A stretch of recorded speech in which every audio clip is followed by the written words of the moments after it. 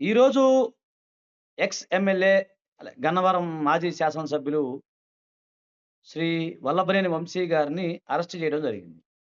So, దీనికి సంబంధించి హైదరాబాద్‌లో పోలీసు వారు రావటం, పడమట సంబంధించిన పోలీసు వారు వచ్చి సడెన్‌గా ఆయన్ని అరెస్ట్ చేయడం జరిగింది. అయితే ఇది సడెన్‌గా అనే దానికంటే కూడా ఈ యొక్క కేసుకు సంబంధించిన పూర్వపరాలనేవి మనం పరిశీలించినప్పుడు, ఎప్పుడైతే వైఎస్ఆర్‌సీపీ అధికారంలో ఉన్నప్పుడు, ఎవరైతే సుమారుగా 88 మంది దాకా గన్నవరం టీడీపీ ఆఫీస్ మీద దాడి చేశారని, అలాగే దాడికి సంబంధించి ఆ సందర్భంలో అకౌంటెంట్ ఎవరైతే ఉన్నారో ఆయన సత్యవర్ధన్ అనే ఆయన మీద దాడి చేశారని జెప్పి, అతని మీద గూడా చెయ్యి జేసుకున్నారని జెప్పి, అతన్ని గూడా కులం పేరుతో దూషించారని జెప్పేసి గతంలో ఒక కేసనేది నమోదయింది. సో, దానికి సంబంధించి వల్లభనేని వంశీ గారు గాని, వాళ్ళ అనుచరులు ఎవరైతే ఉన్నారో వాళ్ళందరూ కూడా దానికి సంబంధించి కోర్ట్‌కి రావటం ఇవన్నీ గూడా నాటకీయ పరిణామాల మధ్య జరుగుతా ఉన్నాయి. అయితే సడెన్‌గా ఒక 2 డేస్ బ్యాకు ఈ సత్యవర్ధన్ ఎవరైతే ఈ అకౌంటెంట్ ఎవరైతే ఉన్నారో ఆయన జడ్జి గారి ముందు వెళ్లి నేను కేస్ విత్‌డ్రా చేసుకుంటున్నాను. ఎందుకంటే కొన్ని అనివార్య కారణాల వల్ల అని చెప్పి ఆయన చెప్పడం జరిగింది. చెప్పిన తర్వాత దానికి సంబంధించిన జడ్జి గారు సరే దానికి సంబంధించి కేసు వివరాలు ఏవైతే ఉన్నాయో అది నమోదు చేసుకున్నాం. నెక్స్ట్ కేస్ కూడా క్లోజ్ చేసే అవకాశాలున్నాయి. సో, ఇంతలో ఏమైందో సడెన్‌గా పోలీసు వారు అతన్ని అడగటం అంటే అతను ఉండేది రామరపాడు ప్రాంతంలో అంటే విజయవాడ రామరపాడు మనకు తెలుసు కదా! పడమట పీఎస్ పరిధిలోకొస్తుంది. సో, ఆ సందర్భంలో ఉన్నప్పుడు పోలీసు వారు మళ్ళీ "ఎందుకు బాబు నువ్వు ఇలా చేశావు? నువ్వు ఎందుకు ఇలాగా విత్‌డ్రా చేసుకోవడం జరిగింది. అనేది క్రిస్టల్ క్లియర్‌గానే గతంలో జరిగిందే గదా!" అని జెప్పి చెప్పడం జరిగింది. జరిగినప్పుడు అతను ఏమన్నారంటే, "లేదండి నన్ను వాళ్ళు బలవంతంగా బెదిరించారు. అలాగే వాళ్ళు బలవంతంగా తీసుకెళ్ళటానికి ప్రయత్నం జేశారు. సో, నేను భయపడిపోయి నన్ను గూడా కిడ్నాప్ చేశారు. భయపడిపోయి అది ఆ రోజు నేను విత్‌డ్రా అనేది విషయం వాడాల్సొచ్చిందని" జెప్పేసి ఆయన చెప్పడం జరుగుతుంది. అంటే ఇక్కడ ప్రాబ్లమ్ ఏంటంటే, ఆల్రెడీ ఒక కేసు మామూలుగా ఏంటంటే ఏదైతే ఉందో, గతంలో దాడి జరిగిన కేసు అది జనరల్‌గా 351 సెక్షన్ 351 ఆఫ్ బిఎన్ఎస్ అవి నడిసినియి. సో, నిన్న జరిగిన కేసు వేరు. ఎందుకంటే గతంలో జరిగిన కేసు, దాడి జరిగిన కేసు ఆ తర్వాత జరిగిన పరిణామాల్లో నిన్న జరిగిన కేసేంటంటే, ఈ సత్యవర్ధన్ ఎవరైతే అకౌంటెంట్ ఎవరైతే ఉన్నారో, అతను కేస్ విత్‌డ్రా చేసుకున్నారు కాబట్టి, అతను ఫ్రెష్‌గా మళ్ళీ ఆయన కంప్లెయింట్ ఇవ్వడం జరిగింది. అదేంటంటే నన్ను గతంలో జరిగిన ఏదైతే కేస్‌కి సంబంధించిన ఎస్సీ, ఎస్టీకి సంబంధించిన కేసులు సంబంధించిన ఏవైతే ఉన్నాయో, అవి విత్‌డ్రా జేసుకోమని జెప్పేసి, దాడికి సంబంధించి గూడా అవన్నీ గూడా విత్‌డ్రా జేసుకోమని జెప్పేసి, నన్ను బలవంతం జేశారు. నన్ను చంపడానికి ప్రయత్నం చేశారు. అలాగే నన్ను కిడ్నాప్ చేశారు అని జెప్పేసి వాళ్ళు చెప్పడం జరిగింది.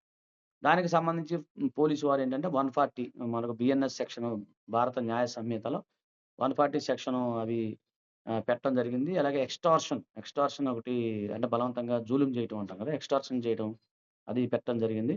అలాగే 351 దాడికి సంబంధించిన కేసులు గూడా ఇవి పెట్టడం జరిగింది. అలాగే సెక్షన్ 3, 4, 5 ఏదైతే ఉందో sub sections SC, ST cases ఏవైతే ఉన్నాయో అంటే అతన్ని బలవంతంగా బెదిరించటం, అతన్ని మీద అది అతన్ని ఇట్లా కిడ్నాప్ చేయటం ఇవన్నీ కూడా దాని కిందొస్తాయి. సో, దీని ద్వారా ఏంటంటే అవన్నీ కూడా అబోవ్ 7 ఇయర్స్ నేరాలండి. అంటే 7 ఇయర్స్‌కు మించి ఉన్న నేరాలు కాబట్టి పోలీసు వారు ఆయన్ని అరెస్ట్ చేసి కోర్ట్‌కి తరలించే అవకాశం కనబడుతుంది. అయితే ఇక్కడ ఏంటంటే లీగల్ అంశాలు ఏ విధంగా వస్తాయి? ఇక్కడ ఒకసారి మనం లీగల్ అంశాలు అంటే జనరల్ స్టోరీ ఇది అందరికి తెలిసిందే. జనరల్‌గా మీడియాలో అన్నీ వచ్చిన కథనాలు ఇవన్నీ. అసలు జనరల్ స్టోరీలో ఒక భాగం అయితే లీగల్ అంశాలు మీకు ఏ విధంగా నిలబడతాయి అనుకున్నప్పుడు ఒకసారి ఊహించుకుంటే, మన గతంలో ఆయన దాడి చేసిన కేసు ఏదైతే ఉందో, ఆ దాడి చేసిన కేసుకి సంబంధించి ఆయన యాంటిసిపేటరీ బెయిల్ గూడా గౌరవనీయ హైకోర్ట్ నుంచి కూడా పొందడం జరిగింది. సో, అంటే ఆ కేసుకు సంబంధించిన పూర్వపరాలు క్లోజ్ అయిపోయినాయి. క్లోజ్ అయిన సందర్భంలో మళ్ళీ ఈ కేసు ఎందుకు అంటే, అతను నన్ను కిడ్నాప్ చేశారు, బెదిరించారు కాబట్టి అని చెప్పి ఆయన మరి కంప్లెయింట్ ఇవ్వటం వల్ల, ఈ సత్యవర్ధన్ అన్న ఆయన కంప్లెయింట్ ఇవ్వటం వల్ల, మళ్ళీ తిరిగి ఇంకొక కేసు ఫ్రెష్‌గా కేసు పెట్టడం జరిగింది.